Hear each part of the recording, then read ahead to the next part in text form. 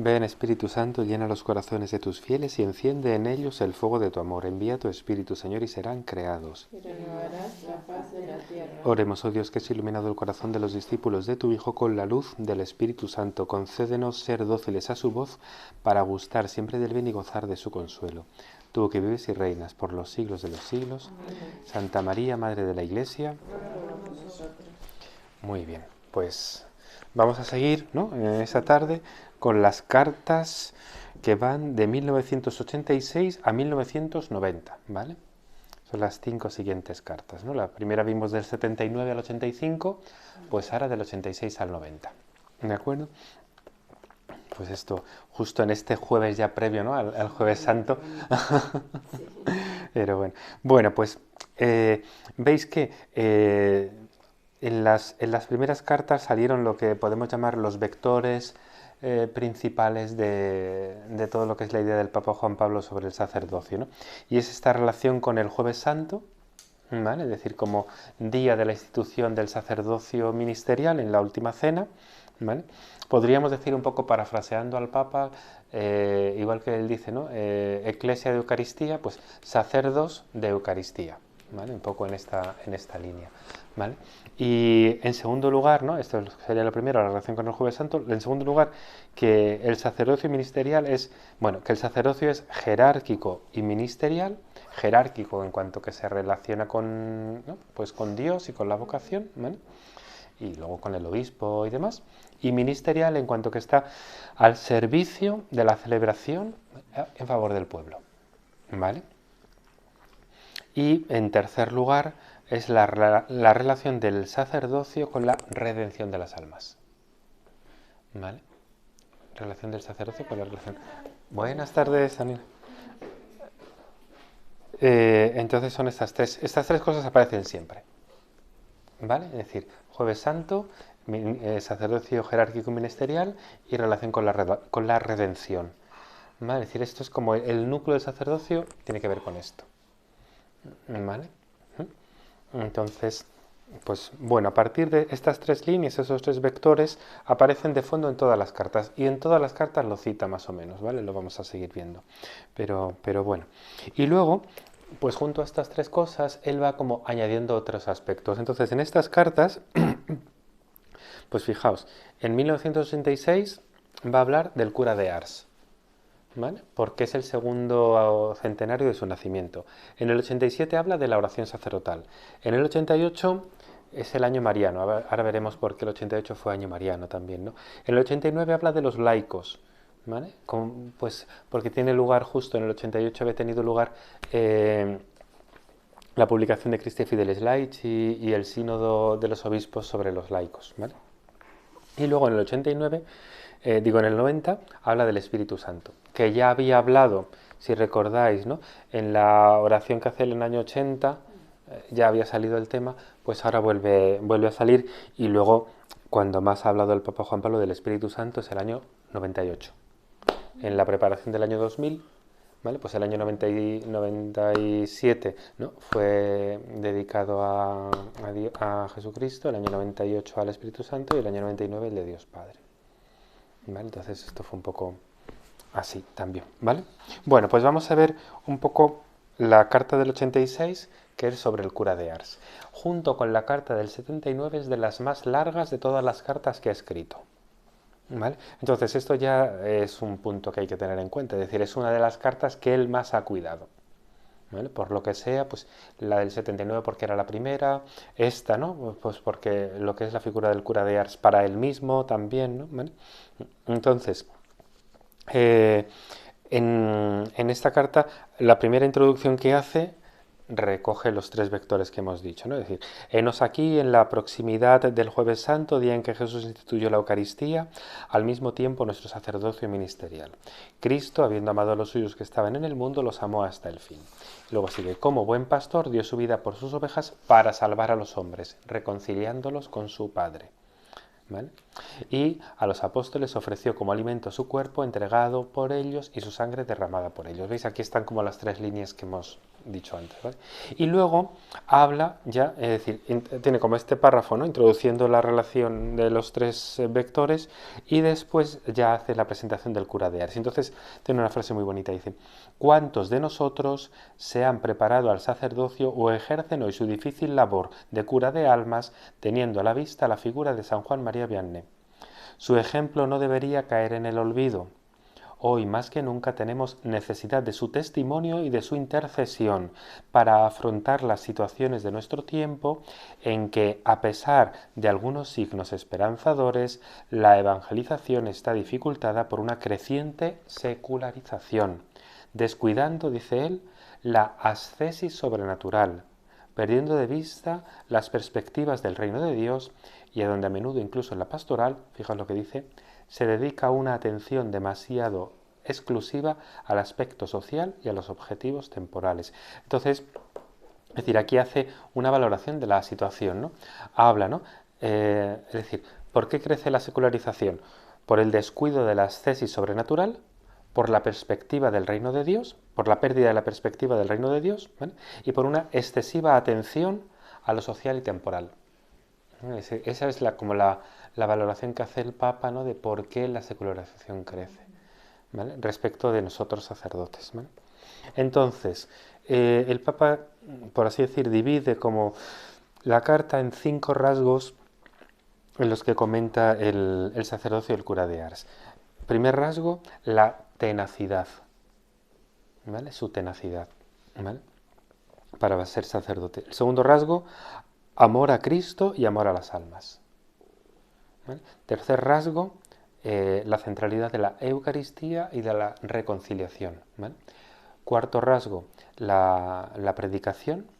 Y quinto rasgo, la vida, ¿no?, la configuración con Cristo en la vida del sacerdote, ¿vale? ¿Por ese orden? Sí, es así como va Entonces, bueno, lo de la fuerza de voluntad simplemente lo alude, ¿no? Dice, todos conocéis la vida, ¿no?, del santo cura, ¿no?, su gran dificultad de aprender y memorizar, dice él, ¿no?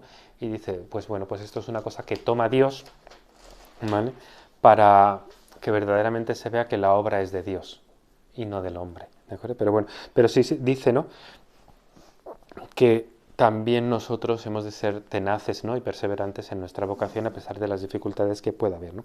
En segundo lugar, pues esto señala, ¿no?, el amor a Dios y el amor a las almas. El amor a Dios, sobre todo a Cristo crucificado. En esto, por ejemplo, se asemeja totalmente con San Juan de Ávila, ¿vale?, en el amor a Cristo crucificado. Es decir, eso habla, también San Juan de Ávila hablaba mucho de esto. San Juan Crisóstomo a lo mejor de este aspecto hablaba menos, pero bueno. Y luego, hacer todas las cosas posibles para salvar las almas rescatadas por Cristo, ¿no? Y entonces dice, ¿no?, cita al cura de Ars, dice, oh Dios mío, ¿no?, es una oración del cura de Ars, oh Dios mío, prefiero morir amándoos que vivir un solo instante sin amaros. Os amo, mi divino Salvador, porque habéis sido crucificado por mí y porque me tenéis crucificado para vos. Oh Dios mío, concédeme la conversión de mi parroquia. Acepto sufrir todo lo que queráis toda mi vida. Esto lo dice el cura de Ars, pero vamos, que las ursulinas lo podéis decir igual, ¿no? Concédeme la conversión de mi parroquia, ¿no? Acepto sufrir todo lo que queráis toda mi vida. Bueno, pues cuando uno está enamorado, acepta sufrir, claro. Este es el misterio, no, esto es lo que hemos visto también, ¿no?, en San Juan de Ávila, el misterio del amor de Dios. Claro, cuando queremos mucho a alguien, estamos dispuestos a sufrir todo lo que sea por salvar a esa persona. Entonces esto es, ¿no?, el amor a Dios como principio de amor a las almas, ¿vale? Y luego, en tercer lugar, ¿no?, cuando habla de la Eucaristía y la reconciliación, pues el Papa Juan Pablo lo toma como referencia de un pastor en medio de un pueblo secularizado. Es decir, que más a tiempo, más a punto para esto, ¿no? Y entonces dice que la gente se acercaba a él con el presentimiento de encontrar un santo, ¿no? Es decir, con el presentimiento, ¿no? Dice, luego, es la santidad de Cristo reflejada en el pastor, el mejor camino de la evangelización. Es decir, lo que evangeliza, esto lo hemos comentado más veces, lo que evangeliza es la santidad, no las cualidades del pastor. Porque dice el Papa, Dios escogió como modelo de pastores a aquel que habría podido parecer pobre, débil, sin defensa y menospreciable a los ojos de los hombres. ¿Vale? Y Dios lo gratificó con sus mejores dones como guía y médico de almas, ¿vale? Por lo cual es signo de esperanza para los pastores que sufren hoy un cierto desierto espiritual, ¿vale? Entonces esto es lo que él dice también, ¿no? Es decir, la santificación del pueblo se obra a través de la santificación del pastor, ¿no? Del sacerdote, ¿vale? Y eso es lo que más evangeliza también, ¿no? Pero bueno. Y entonces el Papa señala como tres aspectos fundamentales del sacerdocio del cura de Ars, que son la enseñanza de la fe, la purificación de las conciencias y la dirección hacia la Eucaristía. La enseñanza de la fe, todo lo que es la predicación, la purificación de las conciencias, la confesión, la reconciliación y la centralidad de la Eucaristía, el misterio de la centralidad de Cristo. Y dice que son los tres polos del servicio pastoral del sacerdote también hoy, ¿no? Dice tal cual. ¿Vale? Pero bueno.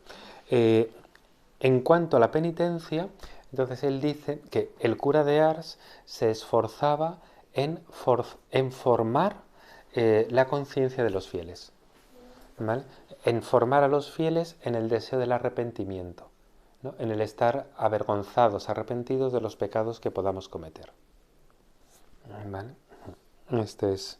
Esto también, ¿no?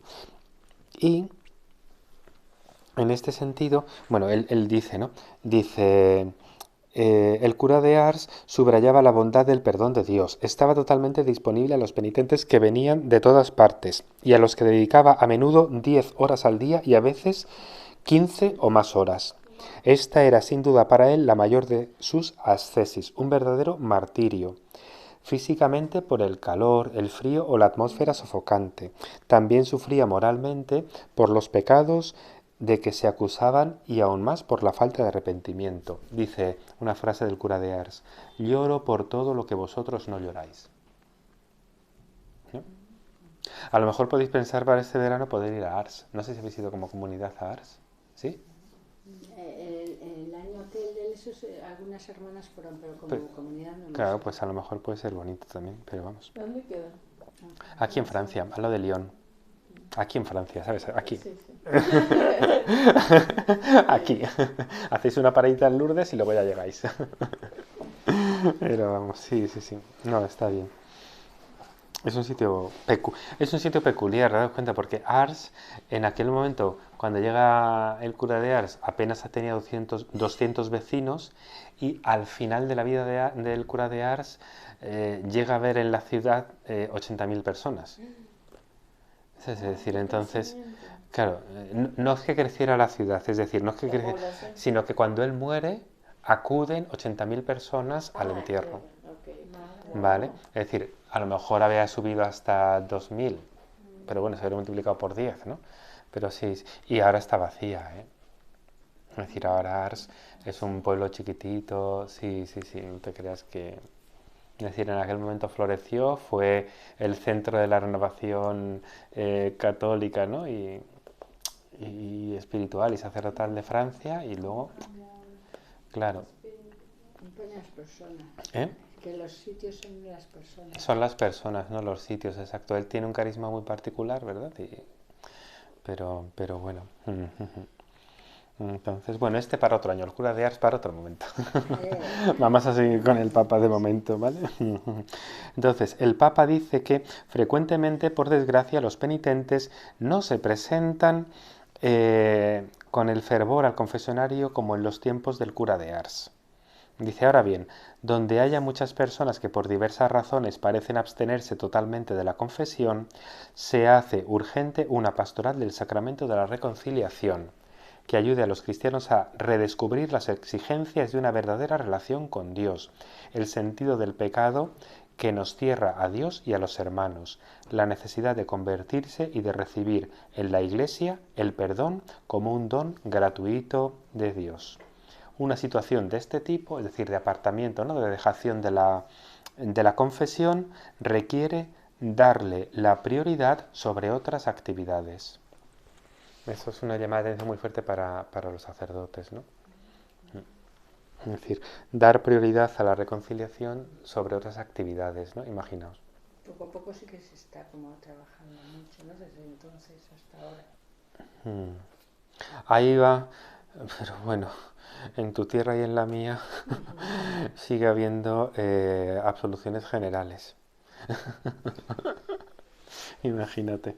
Pero sí, sí, ahí urge, urge. Es decir, la pérdida del sentido del pecado es una pérdida, ¿no?, de fe. Es una pérdida del sentido de la fe, de la relación con Dios. Claro, pero bueno. Bueno, pues dice, ¿no? En Reconciliatio et Penitencia, hablando de esto, dice el Papa Juan Pablo, el ministerio de la reconciliación es sin duda el más difícil y el más delicado, el más agotador y el más exigente, sobre todo cuando los sacerdotes son pocos. Supone también en el confesor grandes cualidades humanas, principalmente una vida espiritual intensa y sincera. Es necesario que el mismo sacerdote se acerque también regularmente a este sacramento. Fijaos, en este sentido, yo creo que una de las cosas que más ayudó antes eran las misiones populares. Porque las misiones populares, ¿no?, se movía precisamente se promovía mucho lo que era la confesión también, ¿no?, el acercarse otra vez a Dios, cuidar la oración, sí. Pero bueno, esto ahora un poco se ha perdido también, ¿no? Aquí en Las Delicias hicieron una el año que entramos nosotros al seminario, en el 98. 98-99 debía haber misión popular aquí. De eso se acordará la madre. Aunque ya por ahí yo creo que ya no estaba aquí, claro. Así que, bueno. Y luego dice que la reconciliación se ordena a la Eucaristía, ¿no? Entonces, ¿no? Claro, el Papa señala cómo San Juan María Vianney entendía que la comunión y el santo sacrificio de la misa son los dos actos más eficaces para conseguir la transformación de los corazones. Cada vez, ¿cómo podríamos convertir a la gente? Entonces inventamos nosotros cosas. Pero el modo de convertir a la gente más eficaz es aquel que ha inventado Dios, ¿no?, que es la reconciliación y la Eucaristía, ¿no? Eso es lo más eficaz para convertir el corazón. Claro, en el sentido de que en ambos, ¿no?, lo que se ve es el corazón de Cristo, ¿no?, que mirando al Padre se abre para los hombres. Y por eso es lo que más convierte. Ver un corazón que nos ama, eso es lo que nos convierte. Ver un corazón que nos ama. Y luego sigue, ¿no?, hablando de la importancia de la predicación en el cura de Ars. Y entonces dice, no solo era la preparación de las homilías dominicales, ¿vale? En aquel momento se predicaba el domingo y en algunas fiestas o en algunos momentos señalados. Entonces eran predicaciones muy largas. Yo no sé si habéis leído alguna vez las predicaciones del cura de Ars, son larguísimas. Es decir, sí, son como de media hora, una hora. Es decir, son largas, claro. Pero bueno, claro, es que es cuando iban a misa, es decir, que tampoco, es decir, él celebraría todos los días, pero la celebración diaria era sin misa, sin homilía. Pues eso, la esta dominical. Luego, la catequesis de niños. ¿Habéis leído la vida de él? La vida del cura de Ars. Sí. Claro, exacto. Él dedica como mucho tiempo a esto, ¿no? Y tiene la Casa de la Misericordia, ¿no?, que tiene allí junto a su casa también, ¿no?, donde acoge a los niños huérfanos, las predicaciones que hace para los niños también, ¿no? Y luego dice que, sobre todo, era muy importante que en esas predicaciones hacía dos cosas: formar en la fe y denunciar el pecado, ¿no? Entonces, a este cuestión de la denuncia, dice el Papa, dice, recogiendo un poco las palabras del santo cura, dice, si un pastor permanece mudo viendo a Dios ultrajado y que las almas se descarrían, ay de él, ¿no? Si no quiere condenarse ante cualquier clase de desorden en su parroquia, deberá pasar por encima del respeto humano y del temor a ser menospreciado u odiado. ¿Vale? Y luego acaba esta carta hablando de la configuración del santo cura con Cristo, ¿vale? Entonces es cuando habla de las cesis, de los ayunos, de las penitencias, ¿no?, del tiempo de oración, de cómo organizaba el estudio, ¿vale? Un poquito. ¿Vale? Entonces habla ahí también, ¿no? Pues que la vida sacerdotal requiere pues una profunda vida de oración, en pobreza, castidad y obediencia también, ¿no? ¿Vale? De mortificación también, ¿no? Entonces dice el Papa que el cura de Ars se santificaba para ser más apto para santificar a los demás. Santificarnos para santificar. Bueno, yo creo que esto lo podemos hacer todos. ¿Vale? Nosotros los sacerdotes de modo particular. Pero bueno, entonces pues ya está. Bueno, pues es verdad que la carta, ahora ya la podéis leer tranquilamente, ya no tenéis excusa para no leerla. Es muy bonita, ¿eh? Es de las más... Esta, es decir, yo creo que la primera, esta, y ahora la vamos a ver, la del 88, sobre la Virgen María, que ahora la he contado, esas son preciosísimas. Pero bueno, entre medias, la del 87 habla de la oración sacerdotal, ¿vale? La oración sacerdotal. Entonces, es evidente la importancia de la oración sacerdotal, eso no hay duda por ninguna parte, ¿vale? Pero bueno, entonces, en este momento habla de la oración sacerdotal con la imagen, ¿no?, de la oración de la última cena y la oración de Getsemaní, ¿vale? Entonces, él las pone en relación y se centra en Getsemaní, ¿vale? Y entonces, de Getsemaní dice sobre todo que es una oración eminentemente trinitaria, en cuanto que el Hijo se dirige al Padre en el Espíritu, ¿vale? Es decir, la oración siempre es trinitaria, pero como esta oración es decir, que la oración siempre tiene que ser, ¿no? Pero que en esta oración se percibe, ¿no?, esta intimidad de Jesús con el Padre. Propiamente también en la oración de la última cena se percibe, ¿vale? Es decir, Padre, te ruego que sean uno, ¿no? Pues Padre, glorifica a tu Hijo, pues y en las horas también, ¿no? Padre, tú, cuando resucita Lázaro, Padre, tú siempre me escuchas, ¿no? O en Mateo 11, ¿no? Pues, también, ¿no? Es decir, pues Padre, has tenido a bien, ¿no?, ocultar estas cosas, ¿no? Es decir, él se dirige muchas veces a Dios Padre, ¿vale? Pero bueno, pues aquí esto. Y entonces, en esa oración, el Papa, sobre todo, claro, evidentemente, resalta la dificultad interior de Jesús. Es decir, la lucha de Jesús también, ¿no? ¿Vale? La lucha, esto es, ¿no?, para beber el cáliz, ¿no? Pues dice, sabe que eso no es posible. Es decir, Jesús le dice a Dios Padre, ¿no? Es decir, aparta de mí este cáliz, pero sabe que eso el Padre no lo va a hacer, ¿vale? Es decir, el Padre, es decir, aparta de mí esta hora, pero si para esto he venido, Padre, que se haga tu voluntad, ¿no? Esto lo dice en Juan 11, ¿vale? Que es es decir, San Juan, sabéis que pone la oración de Getsemaní, la pone en Juan 11, después de la Juan 12, ¿vale? Ahí, después de la purificación, ¿cómo se dice?, de la resurrección de Lázaro, ¿vale? Bueno, pues es decir, ahí está, es decir, Jesús ya había instituido la alianza, ciertamente, ¿no? Ciertamente Jesús no desea revocar su realidad expresada por el sacramento de la última cena, es decir, Jesús desea de corazón el cumplimiento de lo que ha predicho ya, ¿no? Ardientemente he deseado, ¿no?, celebrar esta Pascua con vosotros, ¿no? ¿Vale?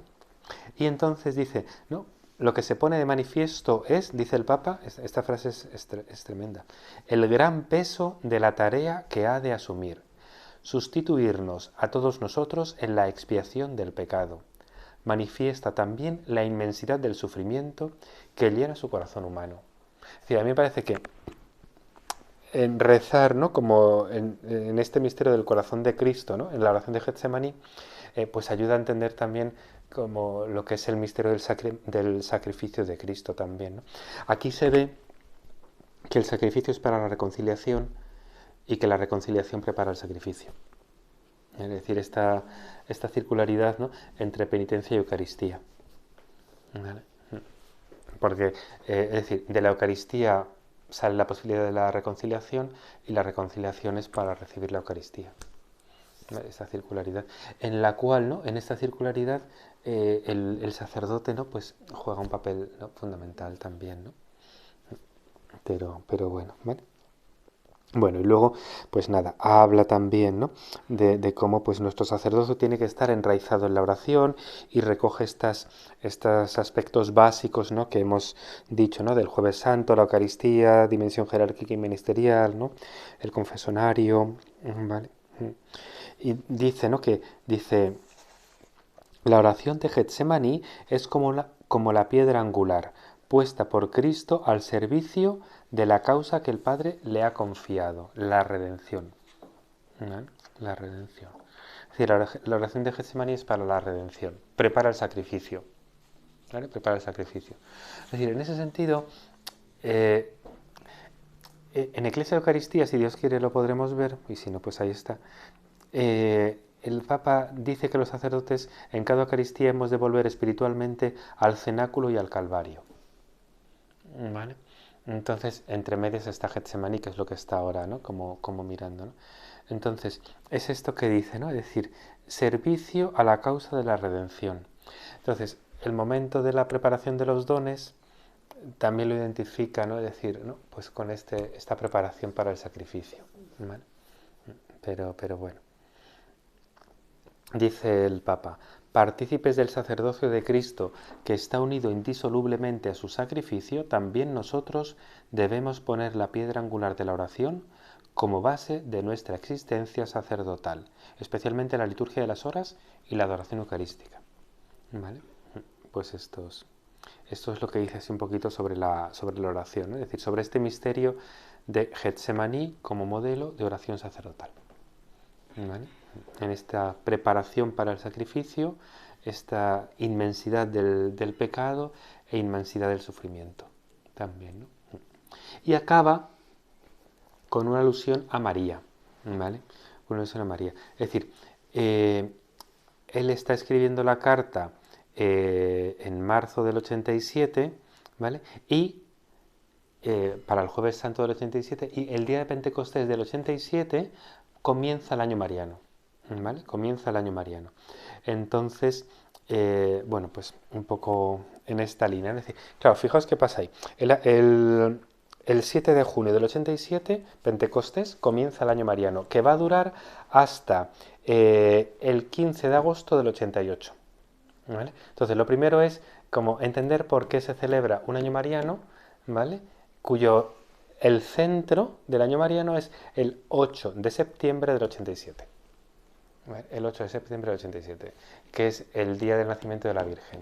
13 años antes del 2000. 13, 14 años. Esta es la idea, ¿no? Es decir, se celebra como el 2000 aniversario del nacimiento de la Virgen. Es un año mariano porque sería como el 2000 aniversario, ¿no? Es decir, es una idea un poco así, es decir, que la Virgen tendría en torno a 13, 14 años cuando nace Cristo. Entonces, por eso, el Papa declaró ese año 87-88 como año mariano, ¿no? Es como el 2000 aniversario, ¿no? El bimilenario del nacimiento de María, ¿vale? Entonces, esta efemérides tiene como varios textos, ¿no? Varios textos que lo enmarcan, ¿vale? Es decir, el 7 de junio, el día de Pentecostés del 87, publica Redentoris Mater. Daos cuenta que, es decir, él ha utilizado muchísimas veces este tema del término redentoris, ¿no? Redentor hominis para la primera, ¿no? Redentoris custos, ¿vale? Redentoris mater, Redentoris missio, ¿vale? Es decir, es un término, ¿no? La redención es un término fundamental en el pensamiento del Papa Juan Pablo, ¿vale? Bueno, pues el 7 de junio, ¿vale? El 7 de junio publica Redentoris Mater, ¿vale? Sobre la Virgen María. Después, el 22 de mayo del 88, publica una carta, es decir, publica una carta encíclica que se llama Litera Encyclicae, ¿vale? Entonces, Litera Encyclicae, ¿vale? Es decir, es una carta que no se conoce y que a lo mejor no la habéis oído nunca, pero que verdaderamente es una carta que publica el Papa en el año mariano sobre la vida consagrada. Es decir, que es un año en el que habla sobre la Virgen como modelo de la vida consagrada. Es una carta muy poco conocida, porque como luego después se publicó Vita Consecrata, ¿vale? Pues entonces eso está como más desarrollado ahí, pero bueno, ¿vale? Y por último, el 15 de agosto del 88, publicó Mulieris Dignitatem. Entonces, como que ese año mariano está marcado, ¿no? Redentoris Mater, ¿no? Es decir, el misterio de la Virgen María, ¿no? Litera Encyclicae, la vida consagrada, y Mulieris Dignitatem, ¿no? Como la dignidad de la mujer, ¿vale? Es decir, es como el normal. Entonces, en estos grandes textos, ¿vale?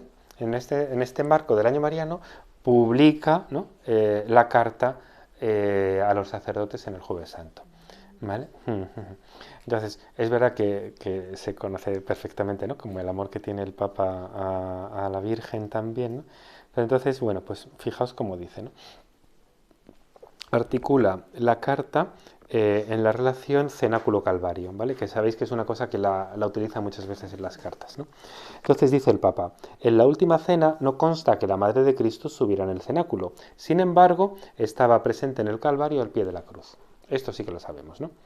En donde, como enseña el Vaticano II, no sin designio divino, se mantuvo de pie, ¿vale? Se condolió vehementemente, es decir, profundamente, ¿vale? Con su unigénito y se asoció con corazón maternal a su sacrificio, consintiendo con amor en la inmolación de la víctima engendrada. Consintiendo con amor en la inmolación de la víctima engendrada. Es decir, es muy bonita la frase, ¿no? Es decir, amorosamente consiente, ¿no? Un consentimiento amoroso en que el hijo, ¿no? ¿Vale? El engendrado sea inmolado como víctima, ¿vale? Eso es muy bonito. Esta es la consecuencia de aquel fiat pronunciado por María en la Anunciación, ¿vale? Hay el himno de los sábados, ¿vale? De ahora de Cuaresma, dice esto, ¿no? Como que lejano, no me sale ahora la rima, ¿no? Pero que lejano, ¿no? Aquel mediodía luminoso en que Gabriel desde el marco del dintel te saludó, Ave María, ¿no? Entonces pone en relación, ¿vale? El Calvario y la Anunciación. Pues aquí también dice el Papa lo mismo, ¿no? Cuando nosotros, sacerdotes, al actuar in persona Christi, celebramos el sacramento del mismo y único sacrificio en el que Cristo es y sigue siendo el único sacerdote y la única víctima, no debemos olvidar este sufrimiento de la madre. Y entonces explica el centro, ¿no? Dice, la agonía mortal del Hijo afectó también al corazón materno de María. ¿Vale?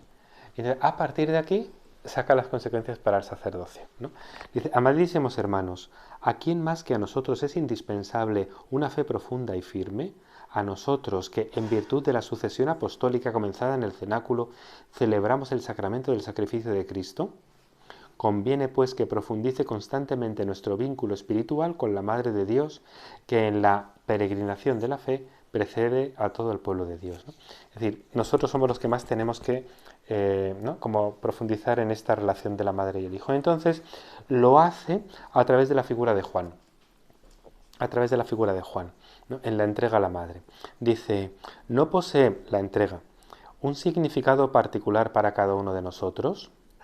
Si Juan al pie de la cruz representa en cierto sentido a todos los hombres, a cada uno y a cada una, dice, sobre los cuales se extiende espiritualmente la maternidad de la Madre de Dios, ¿cuánto más no será válido esto para cada uno de nosotros, llamados sacramentalmente al servicio sacerdotal de la Iglesia, de la Eucaristía en la Iglesia? ¿Vale? Entonces, es decir, la maternidad mariana, ¿vale? Se extiende sobre todos, pero de modo particular sobre los sacerdotes, ¿no?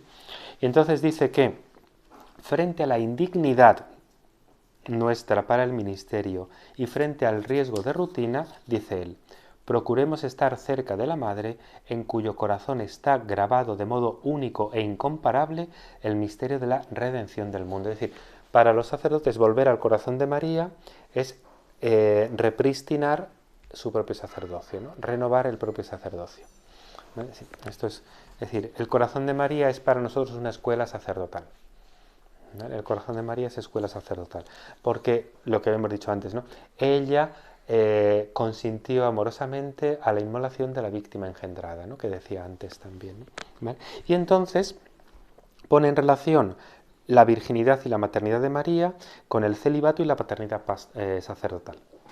¿Vale? Del mismo modo que María es madre de la Iglesia al pie de la cruz, también, ¿no? El sacerdote, ¿vale? Célibe, ¿no? ¿Vale? Es padre, ¿no? Porque comunica la vida, ¿no?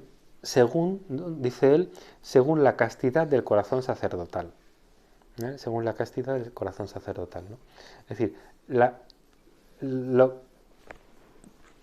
contrariamente a lo que piensa el mundo, lo que es fecundo es la castidad.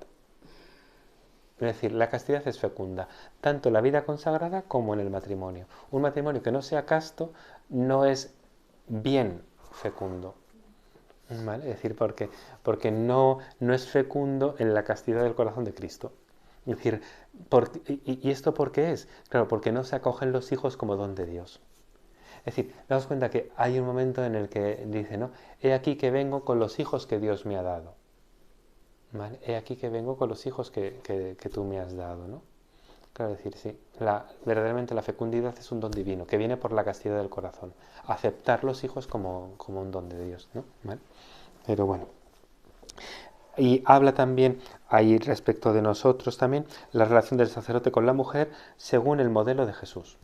Es decir, cómo Jesús trata a las mujeres, ¿no? en la Sagrada Escritura. ¿Vale? Es decir, pues la dignidad de la mujer, ¿no? El respeto hacia ella, el reconocimiento de las tareas que hace, ¿vale? Pero vamos. Y luego acaba con una cosa que a mí me parece de las más bonitas también, ¿no? Porque es un texto, vamos, esto está, aquí os lo explico yo como resumido, ¿vale? Pero bueno, eh, es un texto en el que tiene una imagen en la mente, que es la madre, ¿no? Contemplando al hijo con sus amigos. Entonces, es una imagen de la vida cotidiana familiar, ¿no? Es decir, el niño que trae a los amigos a casa y la madre que los contempla. Entonces dice, ¿no? Tiene una frase que dice, ¿no? Es decir, los sacerdotes son los amigos del esposo, pero son débiles, ¿no? Y entonces dice, la madre de Cristo sabe todo esto. A mí me parece una cosa de las más bonitas, es decir, como vamos, yo me acuerdo que a mi madre le gustaba que llevásemos los amigos a casa, claro, para esto es fundamental en el desarrollo de la familia. Y entonces dice, claro, es esta idea, ¿no? Que la madre no interfiere el diálogo de los niños, pero sabe todo, ve a cada uno, ¿no? Y piensa en cada uno, ¿no? Pues María no interfiere el diálogo de los sacerdotes con Cristo, pero los conoce totalmente también, ¿no? Entonces, es decir, conoce las debilidades de cada uno, los está viendo allí. Los está viendo allí, ¿no? Entonces, pues conoce cómo es cada uno también, ¿no? Sí, sí, sí. Entonces, ella está especialmente atenta a la fragilidad de los amigos del hijo. Especialmente atenta a la fragilidad de los amigos del hijo. Entonces, esto es, a mí esta imagen final me parece como de una ternura, ¿no? Es decir, deliciosa, ¿verdad? Es decir, pues verdaderamente cómo es el corazón de María también, ¿no? Es decir, pendiente del diálogo, sin interferir nada, ¿no? Pero cuidando de todo, ¿no? Entonces esto es esta maternidad mariana, ¿no? Aquí se percibe muy bien, pues, como el Papa Juan Pablo quiere a la Virgen también, ¿no? Pero bueno. Bueno, pues esta es la carta del 88, que yo os digo que a mí es de las que más me ha gustado. Es decir, la primera, del 79, la del cura de Ars, ¿no? Del 86, y esta del 88, de todas las que llevamos analizadas, a mí es las que más me han gustado, ¿vale? Y luego, en el 89, daos cuenta, se había publicado, es decir, el curso 88-89, ¿vale? Se había publicado a finales del 88 Christe Fideles Laici, ¿vale? Christe Fideles Laici, el Día de la Sagrada Familia, ¿vale? Es decir, eso también en el Papa es singular, ¿vale? ¿Por qué? Pues porque que el Papa hable de los laicos y la publicación sea el Día de la Sagrada Familia, pues explica que la vida del laico se fundamenta en la familia, en la de origen y en la propia después, ¿vale? Pero bueno, eso es muy importante, ¿vale? Entonces, bueno, pues en esta carta del 89 va a comentar cosas, ¿no? En relación con Christi Fideles Laici. Sabéis que, es decir, tiene lugar este sínodo sobre los laicos, ¿no? Que era en el 87, ¿vale? Después, en el año 90, es el de la formación presbiteral, que es Pastores de Apobobis, ¿vale? Y después, en el 94, la de vida consagrada, ¿vale? Sobre la vida religiosa. Bueno, entonces, en el del 89 sale esta relación entre el sacerdocio común y el sacerdocio ministerial, que es una cosa que ya había tocado en la primera carta, ¿vale? La del 79, ¿vale? Es decir, pues 10 años después vuelve. Es que ya llevamos, es decir, ya son 10 años, 11 los que llevamos analizados, ¿eh? Sí, sí, entonces ya vamos como captando de qué habla el Papa, ¿verdad? Pero bueno, si las podéis ir leyendo ya veréis que sí que es verdad que es una delicia, es una delicia. Entonces, dice que en aquel momento el riesgo fundamental es la laicización del sacerdote, ¿vale? Y en la actualidad el problema es la clericalización del laico, ¿vale? Es decir, esas son como las dos cosas, ¿verdad? Pero bueno.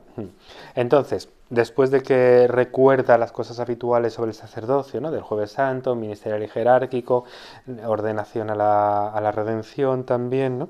¿Vale? Pues luego expone una vez más la cuestión del sacerdocio de los bautizados. Entonces dice él, ¿no? Eso es como la introducción que hace. Dice, luego que tuvo lugar durante la última cena, dice, lo que tuvo lugar durante la última cena ha hecho que el sacerdocio de Cristo sea un sacramento de la Iglesia, ¿vale? Es decir, lo que tuvo lugar durante la última cena, la institución del sacerdocio, ¿vale?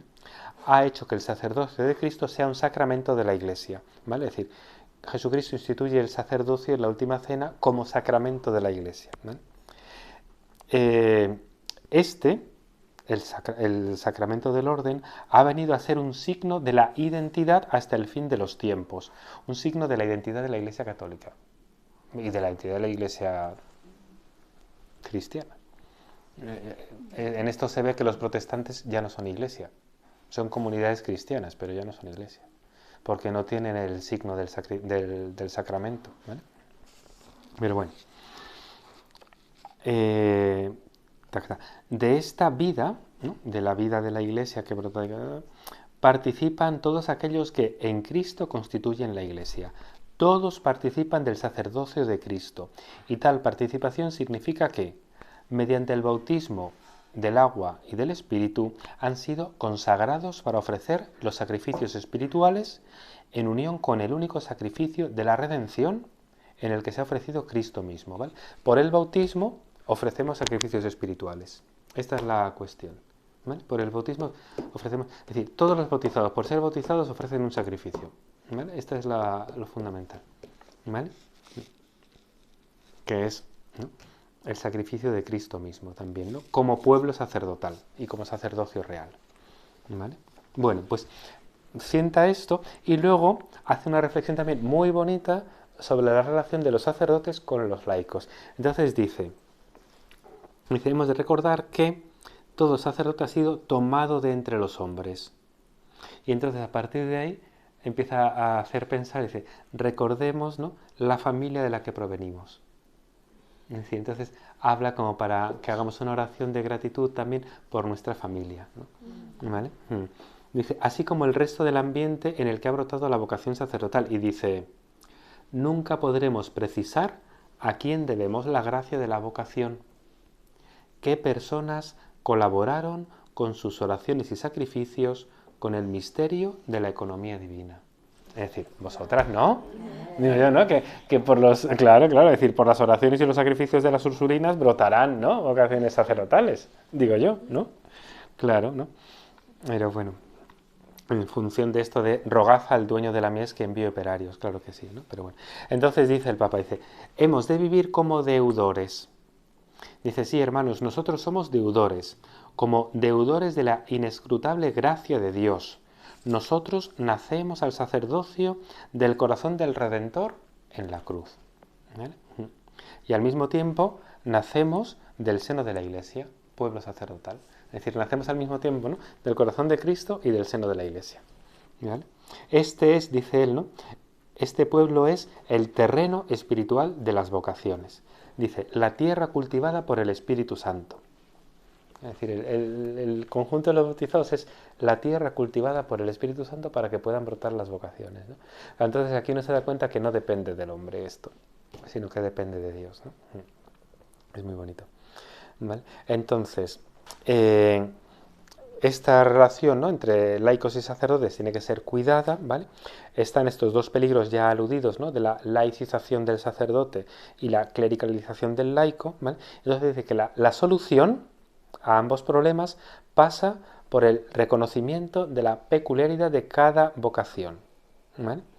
Y en relación a nosotros, a los sacerdotes, dice que hemos de acoger la laicidad de los laicos, ¿vale? La laicidad de los laicos. Entonces esto dice que son como dos cosas, ¿no? Primero, reconocer que los laicos tienen que estar en medio del mundo, es decir, no intentarlos meter como al servicio de las cosas propiamente clericales, que esto es yo creo que es el principal problema que tenemos hoy también, ¿no? Que como no hay sacerdotes, intentamos meter laicos, ¿no?, donde no hay sacerdotes, ¿vale? Entonces, lo primero es esto, ¿no? Es decir, reconocer su justa laicidad, ¿vale?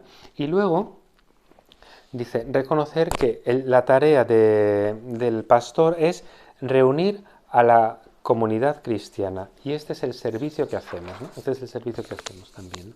Dice, y no alrededor de nosotros mismos, sino de Cristo. No para nosotros mismos, sino para Cristo. Para que Cristo pueda actuar en esa comunidad, ¿vale? Esto es lo que ahí él como va precisando también, ¿de acuerdo? Entonces dice, ¿no? También aquí los pastores deben descubrir con sentido de fe, reconocer con gozo y fomentar con diligencia los multiformes carismas de los laicos, dejándoles libertad y campo de acción. ¿Vale? Es decir, pues en su campo también, ¿no? En las iniciativas sociales, civiles que puedan tener. Claro, ahí es todo suyo, ¿vale? Incluso en la misma vida de la iglesia doméstica. Es decir, la catequesis familiar, la oración familiar, ¿no? Es decir, ahí tiene que fomentar, ¿no? Aquí se ve toda la preocupación del Papa por las familias, claro. Es decir, como las familias ha sido una cosa que ha estado como siempre en el corazón del Papa Juan Pablo. ¿Vale? Entonces dice, ¿no? Dice, saben los pastores que no han sido instituidos por Cristo para asumir por sí solos toda la misión salvífica de la Iglesia en el mundo. Eso está muy bien, ¿eh? Es decir, no lo tenemos que hacer todo, ¿vale? Pero bueno, ¿vale? Pero vamos. Bueno, es verdad que la carta es breve, esta, ¿no? Esta del 89 es breve también, ¿no? Y acaba como anunciando el sínodo que dará lugar a Pastores de Abobobis, ¿vale? Pero bueno. Y luego la del 90 es una carta en la que se desarrolla en torno al himno del Beni Creator. Entonces comienza diciendo, ¿no? Bueno, pues que están en marzo, ¿vale?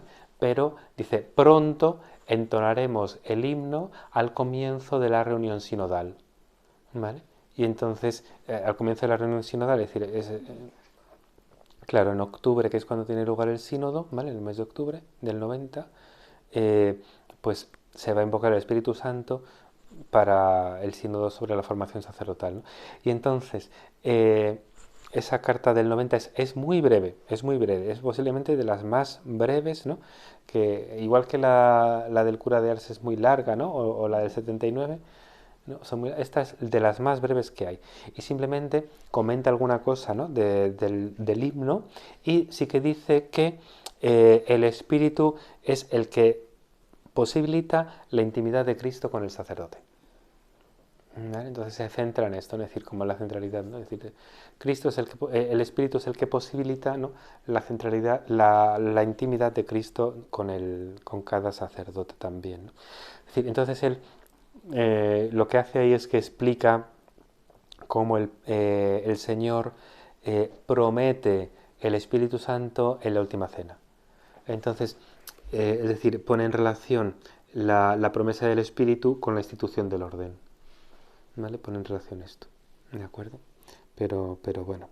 Bueno, el discurso pues alude a la relación entre el sacerdocio bautismal y el sacerdocio ordenado y alude también, ¿no?, pues a la necesidad de suplicar también el don de las vocaciones y se cierra un poco recordando el Jueves Santo como dies sacerdotalis, ¿no? ¿Vale? Y entonces pues acaba diciendo, ¿no?, que este Jueves Santo, ¿no?, en la perspectiva del sínodo dedicado al sacerdocio, dejemos actuar en nosotros al Espíritu Santo para que la misión de la Iglesia siga madurando hasta llegar a su plenitud en Jesucristo. Y así acaba un poco la carta. Os digo que es de las más breves. Pero bueno, pues estas son un poco estas cartas, ¿no?, de los años del 86 al 90. ¿Vale? Yo digo que la más bonita sin duda, a mí por lo menos la que más me ha conmovido es la de la Virgen, eso sí que es cierto, ¿vale? Y la del cura de Ars, que es muy bonita. Las otras tienen su calado, ¿no? Porque el tema de la oración de Getsemaní o de la relación con los laicos, ¿no?, del pueblo sacerdotal que da las vocaciones también, ¿no?, o esta intimidad del Espíritu Santo, son aspectos muy bonitos también, ¿no? Pero bueno, hombre, no lo sé, yo según voy leyendo también pues te va, no supongo que también vosotros al ir escuchando, pues también vais pensando cosas, ¿no? Pero bueno, como que vamos uniendo también las cosas y demás, ¿no? Pero sí, sí, sí. Entonces, yo creo, vamos, si me da tiempo, a ver si me da tiempo ya a acabar también, nos quedarían como tres grupos de cartas, ¿vale? Y entonces yo creo que para acabar el curso, a lo mejor lo que podríamos hacer sería, como personalmente, yo os paso todos los apuntes y podemos también como mirar rasgos que hemos visto, ¿no? De San Juan de Crisóstomo, San Juan de Ávila, San Juan Pablo II, ¿no? Que me ha sonado más, que me ha resonado, ¿no? Como también un poco, pues para vosotras también, ¿no? Pero la verdad que es muy bonito, ¿eh? Es decir, vamos, que yo no dudo que a cada uno os ayudará conforme el espíritu sugiera, pero la verdad que a mí me ha ayudado este año mucho como a reflexionar también sobre mi sacerdocio, ¿eh? Sí, sí, es una cosa muy bonita. Así que muchas gracias también. Bueno, pues acabamos aquí. Gloria al Padre, al Hijo y al Espíritu Santo. Como era en el principio, ahora y siempre, por los siglos De los siglos. Amén.